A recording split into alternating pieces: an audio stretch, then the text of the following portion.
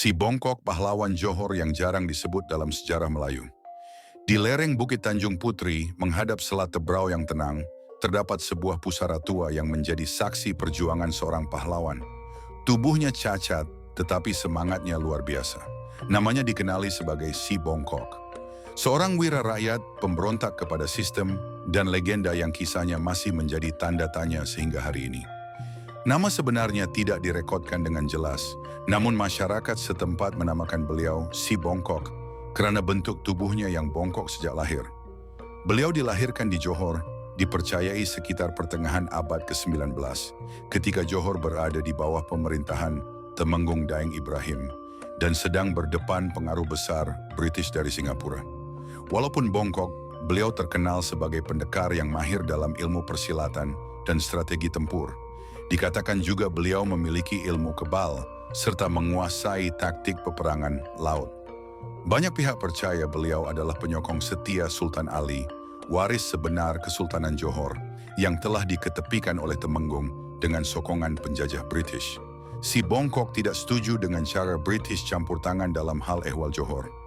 Baginya, persekongkolan Temenggung dengan penjajah telah merampas hak rakyat dan membelakangi Sultan Ali. Maka, beliau mula memimpin serangan ke atas kapal-kapal dagang British di Selat Tebrau menggunakan taktik serang dan lari bersama sekumpulan pengikut setia. Beliau bergerak secara rahasia dari Mersing ke Sedili, menyasarkan laluan perdagangan penting British dan menimbulkan kegusaran besar di Singapura. Kegiatan ini menyebabkan beliau digelar Lanun oleh British, tetapi bagi rakyat, dia adalah pejuang yang mempertahankan tanah air. Namun perjuangan Si Bongkok tidak mudah. Adik kandungnya sendiri dikenali sebagai Panglima Putih, berpihak kepada istana dan bekerja sama dengan Temenggung. Dikatakan mereka berdua pernah jatuh hati pada gadis yang sama, Si Tanjung, anak Datuk Penggawa Timur, menambahkan ketegangan pribadi dalam konflik yang sedia panas.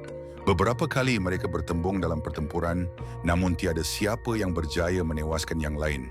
Panglima Putih tidak sampai hati membunuh abangnya sendiri, manakala Si Bongkok tidak mahu membalas dendam terhadap darah dagingnya.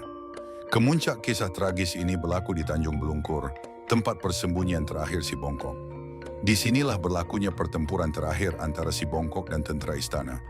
Namun sejarah tidak pernah sepakat tentang bagaimana beliau menemui ajalnya. Untuk sambungan video ini boleh lihat di channel YouTube Warisan Hikayat atau tekan link di profile